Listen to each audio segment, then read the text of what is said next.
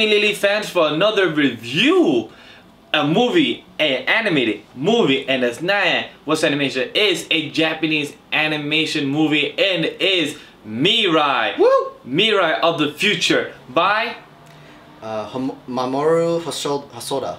Yes, I give you the names that I cannot pronounce, so you could do it better.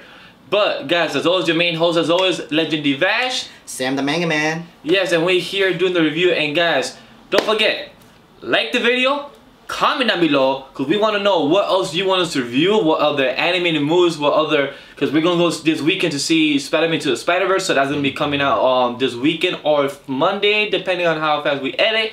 So tell us what you want us to see more, because we're trying to do Thursdays for movie reviews, but tell us what you want to see, so write it down below. And don't forget, press that red button, smash it, press the subscribe button, and always right there on the right side will be all. Follow us on Twitter, follow us on IG, follow us on like page and Discord server. Right, there's all the links for us in Anime GG, all the same name. With all that out of the way, let's get to the review of the movie of Mirai. So what did you think? Cause honestly, at first I was expecting something totally different. And to the heads up, there's not gonna be a full spoiler. There's gonna be more review itself, little mix there. But this movie was nice. It was nice. I love the soundtrack. I love the artwork that was drawn, and this is all hand-drawn artwork. If you've seen the CGI and everything, Yes, and if you have seen it in the movie, please tell us your thoughts, because if you stayed by the end of the movie, that interview with the director really hit my heartstring, because I want to be a director, and I want to be a director in the anime world. I want to be a director to shoot a nice, beautiful animated movie. And the way he spoke about his passion about the movie, it made me love the movie more and put my score much higher for what I saw. Because when you can hear a director, a person that works on the project experience, and how he came up with the story, just makes you feel more kind of human, but also makes you understand what was the process of that movie. Definitely, I 100% agree. And Mamoru Hosoda has many other movies that's actually pretty relatable, where you can actually think to yourself, damn, have I actually experienced something like this before? And in this movie, I think I definitely have, because damn, I can't say more of that, it's gonna be spoilers. Like, cause it's a great movie. If you've seen the trailer, if you read the plot. The plot is very simple. It's really simple. I'm gonna give it simple. The plot, if you haven't seen the movie, I highly suggest it's one of the. It depends on what you want to relate it, because to me it should be in some people's top 5. I'm not sure if it's on our top 5 list yet. We're gonna be making our top 10 anime movies of the year soon, so that'll be coming out later. True. But I'm not sure if it's in my top 5, probably in yours. But it might be within the top 10 at least. But yeah. I need to review everything. But it actually was a great movie. Like you said, it wasn't what you expected, but it doesn't mean it was a bad movie. No, because it took that new direction that you never thought that was gonna take, and it excelled into it. Yeah, because like the concept, if you guys haven't seen or read the description or read the whole synopsis, and it's literally what it is, that you think the name of the movie is Mirai, but she's more of a symbolic type of feature of the movie, and that's what I find beautiful. And they play the twist of it where she's not the main protagonist, and that's what the movie is about. And you can relate it. If you have a sibling, you can totally relate about this. If you're the youngest, you can totally relate. If you're the oldest, most definitely you can relate to this. And that's what I find that beautiful about it. And we're gonna give some type of relatable story, because we're both actually the most youngest in our own family. Yeah, we are. So how did you feel about that? I mean, I get it. It really is relatable, where I can actually see myself. All right, I can understand. Now I see where I'm coming from back then. Because once you watch this movie, you're gonna be thinking back of your own childhood. Like, was I like this in this movie? Like yeah, I kind of was like this. Or was it, did I ever done this kind of thing before? You might be thinking, nah, I know I didn't. You have a parent next to, yes you did. Yes you did. I love that movie because it really made you feel, and one of the best lines of the director that said, he said that when you have a child, you cannot treat it like you're strict as a child. You have to treat it like you're growing with it as well, because I'm kind of paraphrasing, and he said that when a child goes to kindergarten, you're going with kindergarten. You are reliving your kindergarten childhood. When the child graduates, you're graduating with your child, because you was in every step by the way. And I love that. I found that so beautiful. Like, this is like not the best or greatest comparison. I don't have kids yet. I don't want kids in the future, but I have a dog, and when I first got my dog, I got my dog when it was 1 month. Still couldn't walk well, still wasn't trained, and I was growing with my dog, teaching her to walk, teaching her to do stuff, the tricks and stuff. So I was teaching, and my dog gets jealous when I'm with my friends and everything. You can Sam, my dog always gets jealous, and it was even when I'm with my girlfriend and everything. So I find that beautiful how you can relate to the smallest things, and what the director said really hit home to me. Like, it really, you can't say when we first went to the movie, I'm like, the movie's not that bad. But once I saw the director scene, boom, my score skyrocketed because the way it's processed made you feel so relatable. And also, he said that this movie was not from his childhood. It was from his son perspective. And I find that beautiful and amazing to get that retrospect, because most people's stories are about them. Like most stories that are some type of indie films are from the director's mind. Yeah, definitely. But not mostly from the kids. Yeah, like he literally went on a different turn when he said he was doing from his son's perspective, and I guess little I'll hopefully not try to go too in sports, but he also touched another family member into to put into the story as well, and it connected so well. The story was so great. There's like multiple stories into this movie. But so what, and but they made it so really, like, at first I was like, what the not in a bad way, like what the fuck am I watching, but like he put me in a trance, like, okay, like, and the way the transitions that was so like are amazing. Fantastic.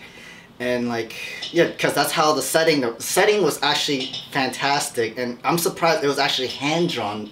But I love hand drawn. So beautiful. Hand drawn is amazing, because if you remember like movies like House of the Moving Castle, yeah, like those type of movies were hand drawn. But if you see movies like, oh no, even a better example, Akira. Okay. That's still an old movie that was also done in computer, but still hand drawn style. But if you see more like, kind of like Your Name. Your Name is a movie that's done CGI. And still beautiful. Like, that's one of my favorite movies. Animated drawing from that. And the only people in Japan, that studios that actually do hand drawn movies these days is Miyazaki Films and Mamoru Hosoda's films himself, all hand drawn. That's two movies. That's one movie that's his, and the one movie that is gonna be released next year, he said. So that's not sad, but is. I kind of feel it is sad, because it's kind of dying in a way. It's kind of like the art of hand drawn is going away, and I feel like, to tell you guys, if you love those movies, support them in Blu-ray, buy them, like, because they are expensive. They're like, to support a hand drawn budget, it's more expensive to do than a CGI budget, because CGI is computer wise, and everybody has a computer, but hand drawn, you need skills, you need pen, ink, and pencil skills. And not a lot of people still have that these days, because people have moved up to the tablets, to the pros, to the Macs, to doing this. So people don't have those type of experience no more. And the art is done, like you said. Like, yeah, it's sad. It's kind of, but at the same time, you can make beautiful movies by Your Name and everything. With all the CGIs and stuff. But I fear that with the next, like, anime films, I'm sorry. But then I fear that in the next couple more years, it's only all CGI films anymore. And I hope not, because I really hope like at least Mirai, one in the future. Every time, that's one of my favorite shots they did all the time. It was the upscale shot, the tilt crane shot from going from the house to show the whole town's village and slowly to the sky. That's one of my favorite shots. That was a great shot. No, that's one of my favorite shots. That was a great shot. Because the way you can literally see details of the houses from far away, and that was amazing. It truly is amazing. And I really want to add, like, of how phenomenal. Thank you. That's what I was trying to say. I was trying to pronounce that. And it was so unreal of how it looks. Yeah, like, you sure this is not CGI? Because this is really beautiful. Like, nope, hand drawn. Like, okay. No. Most of the movie I thought it was hand drawn. There's only a few scenes that I kind of felt like it, and like a CGI. And like one character. That weird guy with the glasses. That one was the obvious one. CGI, the guy with the glasses, and the scene where they did the train, like the whole train tunnel. Oh, that shit got me in the whole loop. I was like, wait, what? Like, that was CGI. Like, you cannot draw that and have it like on a loop.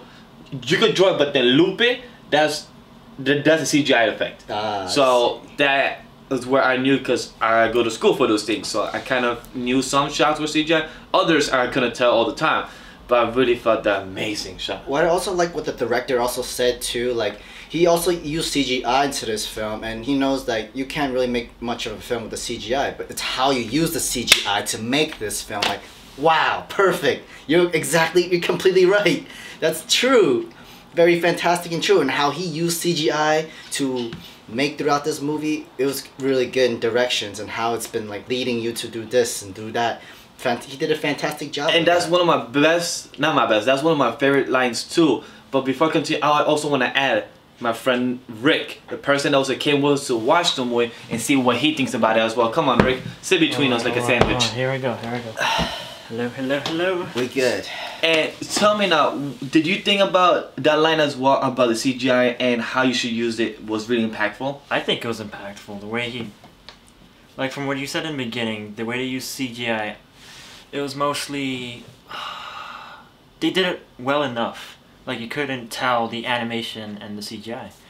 It was done so smoothly to the point that you can't tell. And what was your favorite aspect about the movie, other than some parts we talked about, or you could repeat some parts? I think my favorite part has to be the tree. The tree? The tree. Yeah, No, the tree had a symbolic... The tree was a great symbol. The tree was a symbolic, beautiful way, and the way they said that it's kind of the index of the family. Yeah, I would suspect the family. It's the family index. And I find that beautiful, and they really made it impactful of how the house has different levels, and I find that beautiful. Yeah, that was actually really cool design and architecture thing. How they built, how you have to it's all hand drawn. Yeah, how this house was actually hand drawn was actually kind of amazing. Like how this detail was work. How there's a tree in this part, and then there's a room from this part. It's really good. Really well done in artwork. An interesting house that I wouldn't mind wanting to live in a future wise too, actually. You know what's interesting about the movie? You both had the experiences where you had siblings, but the movie did such a good effect. Since I don't have siblings, I had to vicariously live through the small child's emotions. Kun, Emotions. sorry. Kun's emotions. Kun. And I felt the jealousy. Yeah. I felt the anger. The anger when you don't have enough love. That's so true. Selfishness. Selfishness, I felt that. And it did such a good job about it. That's what I liked about it. And what I like about it is that you feel relatable when your parents are not there, and you, like, everybody has this type of experience one day or a year or some months or another, where if your parents are always working, you get raised by your grandparents or raised by your aunt, like, or your uncles, and you understand that aspect of how that you learn something small from them, and that's something impactful that you will remember in the future as well. It is. Yeah. And that's something that movie showed you as well, and I find that beautiful, how that you always, even when you're the oldest or the youngest, you sometimes don't always have the best relationship with your sibling. Like me, I never had the best relationship with my brother. We were always arguing and hating each other, kicking each other, screaming at each other, and then not even talking to each other for months, and we still live in the same household. But then now that we're older, we respect each other, we understand each other, we know how we are. Like, I feel like that movie could tell so much of a story in so little time. Yeah, that's actually really true, because growing up with siblings and myself, technically I'm the youngest of 3. My sister, like, she's on her own. Well, I have an older brother that me and him usually fights. We didn't have a best childhood growing up, but eventually we have a mutual respect for each other, a mutual love for each other, where, alright, so I guess we're cool at this certain part of the age. We'll see what happens afterwards. We like live completely separate lives. We still live in the same household, but almost a little like strangers. But eventually, like, we still hang out. Those rare times where you would hang out and would be good siblings each other. At that point, I guess we're both matured enough where we've grown up. We know each other's kind of what's going through each other's stuff. But yeah, we grow out love. We still love. There's still love. There's a good mutual trust. There's good connections right now, especially when you're more adults. It's completely different when you're like siblings. When you always have to, when you live with them, like literally share a room with them or something like that, or arguing, fighting, most likely play fighting or whatever, anything. But then once you're grown up, when you're all mature, when you're actually living separate lives, you don't have time for the whole arguing situation or who's right situation or being able to like have a coffee with each other. You kind of miss those moments where you kind of want to go back into the childhood. Even though you guys were fighting, we got at least spare time. Like we spent time together, kind of sibling thing. And that's the sort of anger, selfishness. I was a little spoiled too. I'm pretty sure if everybody to think back into their childhood, they've been jealous, spoiled, Definitely.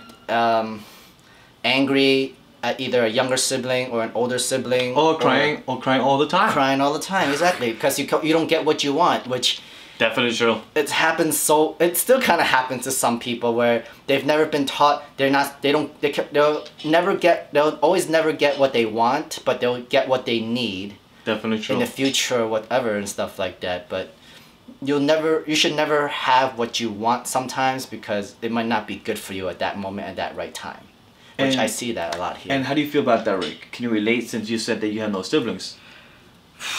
I would say the closest thing I could relate to would be when I'm with a family member and they have the little baby child. Mm-hmm. And now I'm not directly not targeted, but more in this situation I would see two siblings and I would see the exact same thing and it would just remind me of it. I would say two daughters that my family member had. And the youngest one gets lots of love from all the family, and the oldest one didn't get as much, and you can see the jealousy in it. That makes sense. I'm pretty sure we also have a situation where we did something bad in trouble. We try to blame it on the other siblings. Oh yeah. I'm pretty sure we've not done that. As the youngest one, I'll be like, not my fault. It's my brother's fault. I'm like, what? I didn't do shit. Like, well, mommy will believe me more than you. Like, oh yeah, you know what? That's me too. No, that's me too. Yeah. So like I could like so like originally added, if that makes sense, I gave the movie when it came out a 3.5. Not because the movie was bad, not because it's just that I expected something different. But every time we spoke about it to grab a coffee during after the movie, every time we spoke about it, it kept me realizing how much I love and could relate to the movie, and plus what the director said after the end credits made me wanted to hear more about the movie, and that's what I love about it. That's what I felt like for me, it was a 5 out of 5. I am with you. I also would give it 5 out of 5 as well. Because there's so much, I mean, even a little bit before the director, I probably would have gave it a good like 4.5 out of 5. But when the director was telling us how this movie came to be, how his mindset was working on with it, and how much it really works, and I actually really liked his interview of what he said, how he answered these questions. That's what pushed it up to 5 out of 5 as well. It was perfect. It was good. It was great. It's like I give it a 5 out of 5 because it's almost like a learning experience. If you remember towards the end, they talked about through a parent's perspective how they relive a childhood when they're teaching their child the first bike, and then they relive when they were younger and they were learning how to bike too, and then the generations before all the way to the beginning. And I find that beautiful because it makes you think like sometimes I wonder, how was my mom when she was younger? How was my father when she was younger? How was my grandparents? How did they relive their life? How did they start their life? Because we have technology, but how did they do it without technology?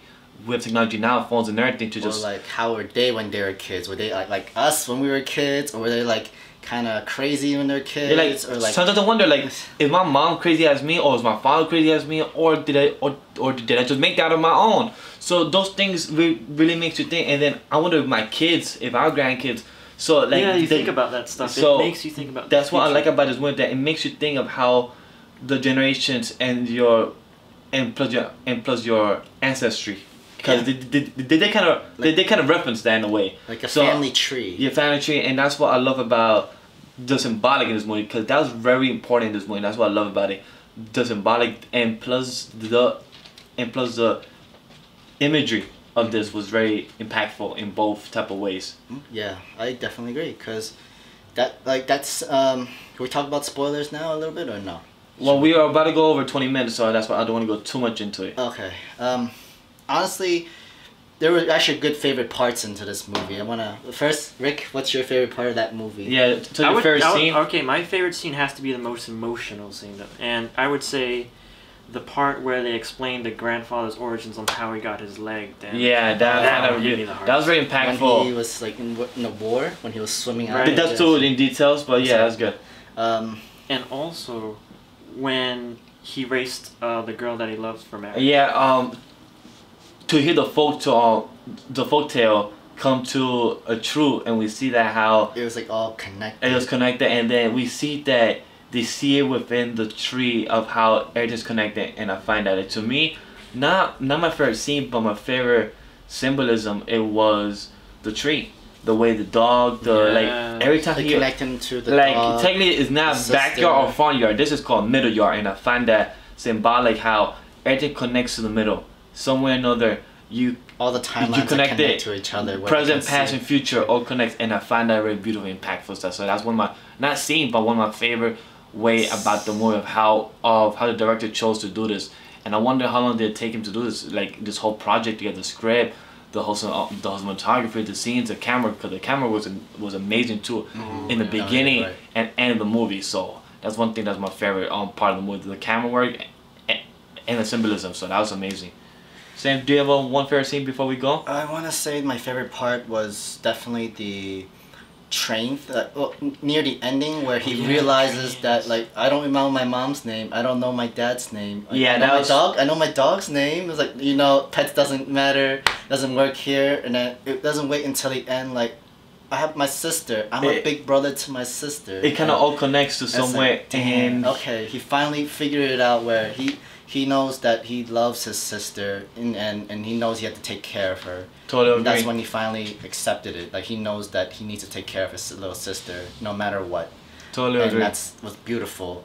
That was actually a beautiful moment. It was a beautiful moment, and I think that's all we have time. Because do you guys have anything else to say before we go? I'm good. I don't want to say anymore. All right, we gave our scores. We gave our review. Hopefully, if we did spoil a couple of scenes, guys, you don't get mad at us. If you do get mad at us, let us know down below. Comment and hate us.